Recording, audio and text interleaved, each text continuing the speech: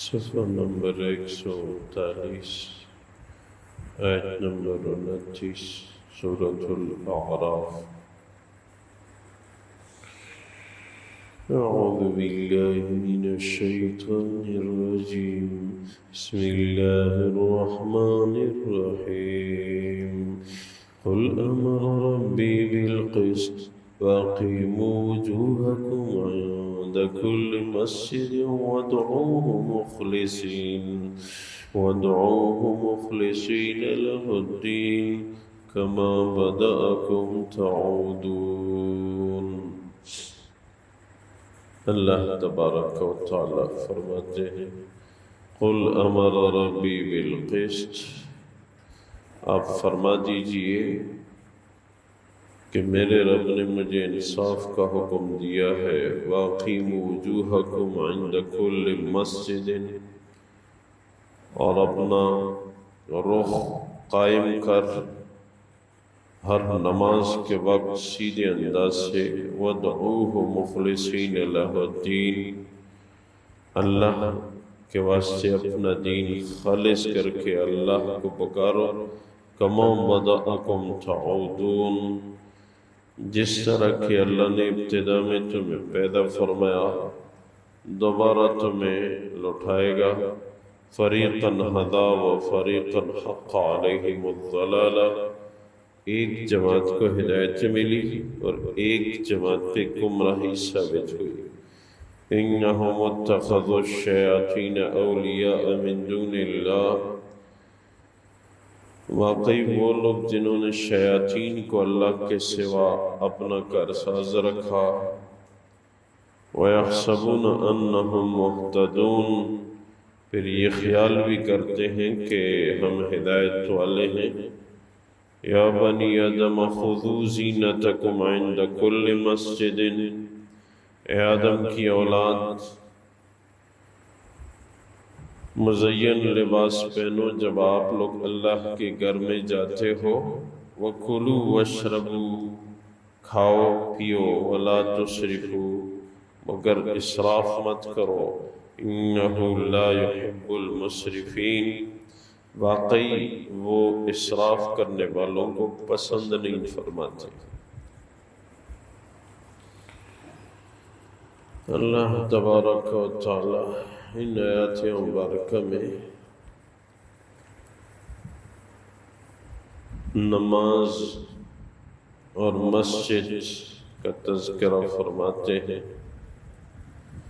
کہ نبی صلی اللہ علیہ وسلم ایک تو انصاف کو ہر لمحے مد نظر رکھو،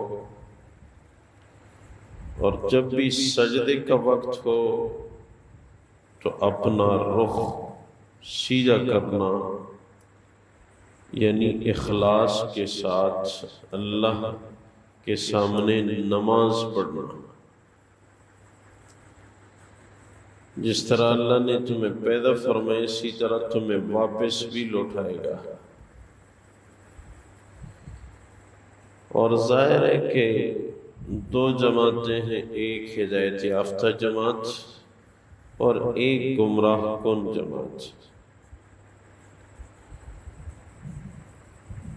اور ساتھ یہ حکم کہ اے آدم کی اولاد جب بھی مسجد جاتے ہو تو صاف ستھرے ہو کے جاؤ۔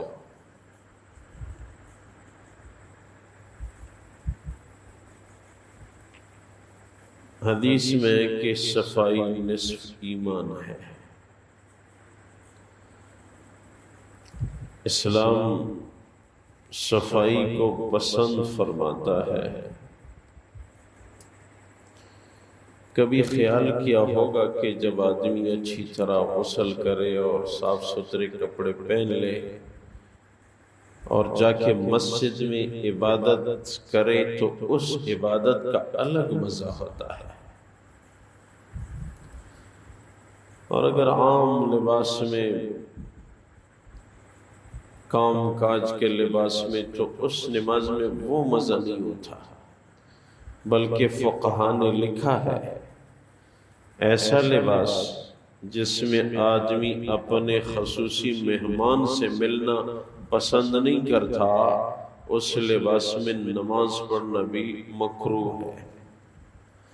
جیسے بعض کام کاج والے لوگ ایسے کپڑوں میں نماز پڑھتے ہیں کہ ان میں غالباً اپنے دوست احباب سے ملنا پسند نہیں کرتے، تو اللہ کی ذات سے ملنا کیسے پسند کرتا ہے انسان؟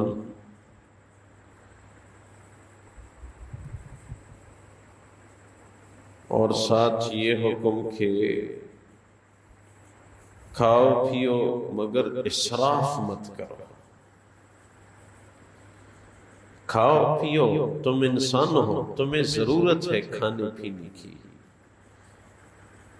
یہاں تک بھی حدیث میں آتا ہے کہ اگر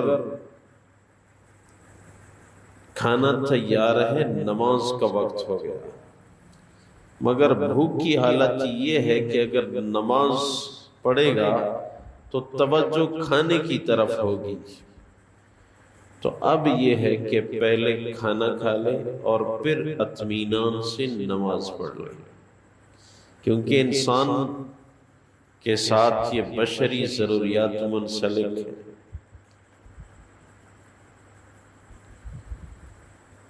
مگر اسراف کی اجازت نہیں ہے۔ ہاں، اتنی بات ذہن میں رکھیں کہ مہمان کے لیے جتنی بھی وسعت ہو، اس میں اسلام کے اندر کوئی پابندی نہیں ہے۔ مہمان بھی ایک بہت بڑی نعمت ہے۔ علی رضی اللہ تعالیٰ عنہ کے متعلق منقول ہے، ایک ہفتہ مسلسل کوئی مہمان نہیں آیا تو علیحدگی میں بیٹھ کے رونے لگے۔ کسی نے وجہ پوچھی کہ کیوں روتے ہو، تو فرمایا کہ مجھے دل میں یہ خوف ہے کہ کہیں اللہ مجھ سے ناراض نہ ہوئے ہو، کیونکہ ایک ہفتہ ہوا چاہتا ہے کہ میرے پاس کوئی مہمان نہیں آیا۔ مہمان اللہ کی خصوصی رحمت ہے، عنایت ہے، اور مہمانوں کو کھلانے سے رزق میں برکتیں آتی ہیں۔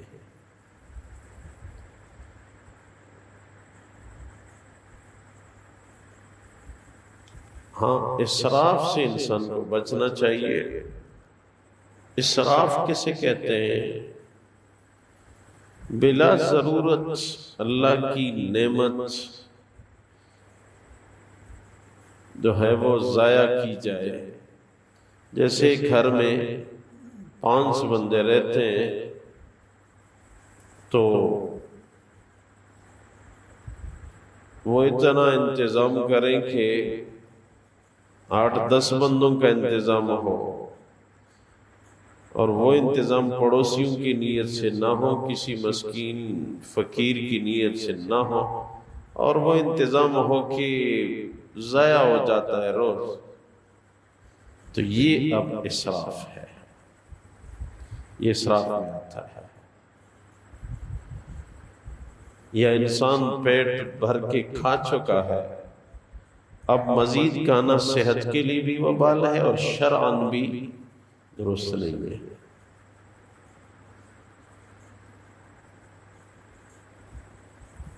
اب اسراف کا تدارک کیسے کیا جائے؟ ایک ہے اسراف کا تدارک، ایک ہے کنجوسی، اس میں فرق ہے۔ ہمارے ایک ساتھی نے بڑا اچھا فرق بیان کیا، مجھے بڑا پسند آیا۔ فرمانے لگے کہ گھر کا سربراہ گھر میں ایک چیز ضرورت سے زائد پکائی گئی، یا وہ کھانے کا وقت گزر گیا، ابھی بھی وہ پڑی ہوئی ہے، کسی کے کام وہ چیز نہیں آئی، تو اب یہ سمجھا رہا ہے کہ ایسے کیوں ہوا۔ اب ایک اس نیت سے سمجھانا ہے کہ اسراف نہ ہو۔ اللہ تو فرماتے ہیں ثم لتسألن یومئذ عن النعیم، اے لوگو تم سے قیامت کے دن ضرور بضرور اللہ اپنی نعمتوں کا سوال کریں گے۔ قرآن فرما رہا ہے۔ تو اب کیسے پتہ چلے گا کہ یہ اسراف کا تدارک کر رہا ہے یا کنجوسی کر رہا ہے؟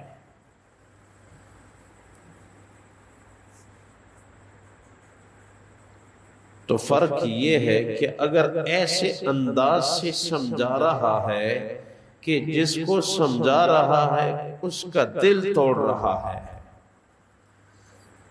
سمجھ لو یہ کنجوسی ہے، یہ کنجوس ہے۔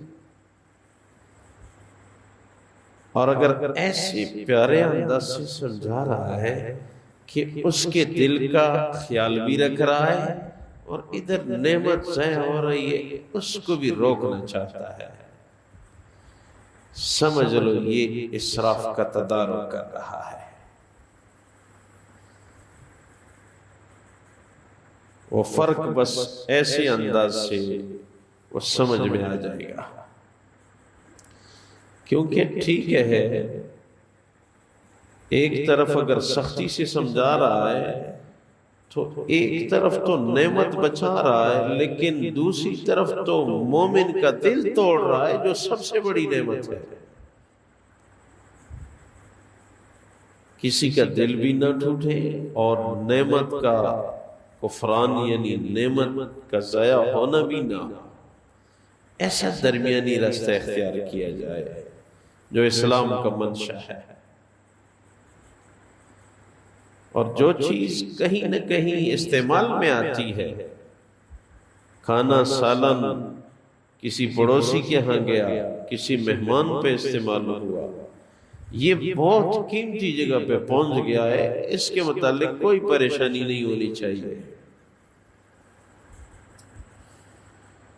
اسلام نے اپنا دائرہ رکھا ہے، اسلام کے اندر مہمان کے اپنے حقوق، پڑوسی کے اپنے حقوق، رشتہ داروں کے اپنے حقوق، سب کا خیال رکھنا بہت ضروری ہے۔ بس مختصر یہ کہ جس چیز کے ضائع ہونے کا خطرہ ہو وہ کسی کو عنایت کی جائے۔ اب یہ آدمی اسراف سے محفوظ ہے، اس نے نعمت کو غلط استعمال نہیں کیا۔ دوسرے مسلمانوں کا خیال رکھا جائے، مزاج میں کچھ دینا ہو، یہ ہمارے نبی کا مزاج تھا۔ حدیث میں آتا ہے کہ حضور اقدس صلی اللہ علیہ وسلم کی طبیعت میں عطا کرنا ایسا تھا، جو بھی آ جاتا مانگتا اس کو دے دیتا، کچھ پاس نہ ہوتا قرضہ لے کے اس کو عنایت فرماتے۔ مزاج میں ایسی سخاوت تھی جیسے ہوا سخاوت کرتی ہے کہ ہر درخت پہ وہ گزر جاتی ہے، یہ نہیں کہ اس درخت کے ہاں نہ جانا۔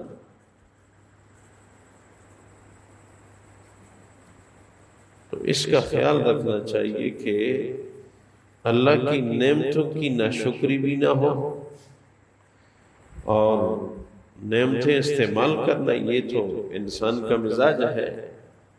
اور اللہ خود فرماتے ہیں اما بنعمت ربک فحدث، آپ کے رب کی جو نعمتیں آپ کے پاس ہیں ان کو ظاہر کرو، ان کا اظہار کرو۔ اظہار کا مطلب کیا؟ الحمدللہ اللہ نے بہت کچھ مجھے دیا ہے، اس پہ اللہ خوش ہوتے ہیں۔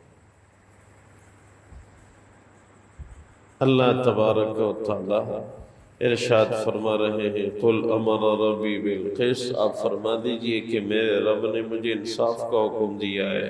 وَأَقِيمُوا وُجُوهَكُمْ عِنْدَ كُلِّ مَسْجِدٍ وَادْعُوهُ مُخْلِصِينَ لَهُ الدِّينَ، اپنا رخ قائم کر ہر نماز کے وقت اللہ کی جانب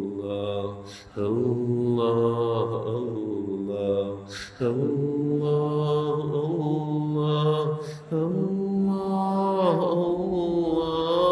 اللہ اللہ اللہ اللہ اللہ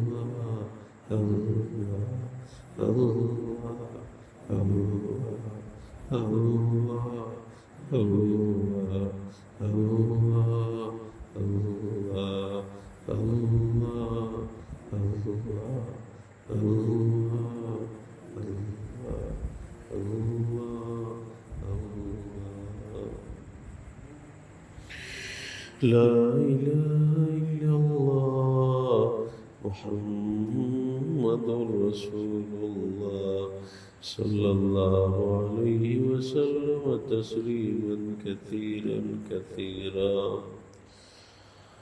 مراقبہ موت میں آنکھیں بند کر کے ہم سب یہ سوچیں مجھے موت ضرور بضرور آئے گی. جس طرح فلاں فلاں کی فوتی کا اعلان ہو گیا، ایک دن ایسا ہوگا میرا یہ جسم ساکن ہوگا، میری فوتی کا اعلان ہوگا، مجھے تختہ غسل پہ لٹھایا جائے گا، مجھے غسل دیا جائے گا، مجھے کفن پہنایا جائے گا.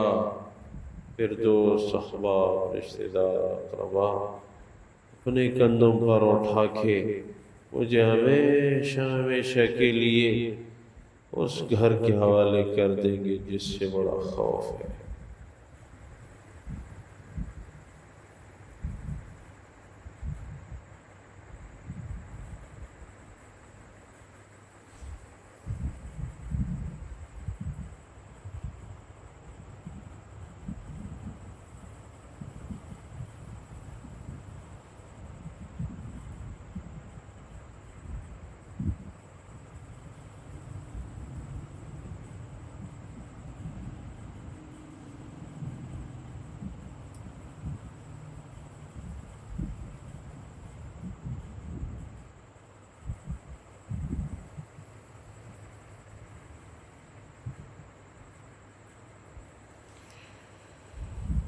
آمين. الحمد لله رب العالمين والعاقبة للمتقين والصلاة والسلام على خير خلقه محمد وعلى آله وصحبه.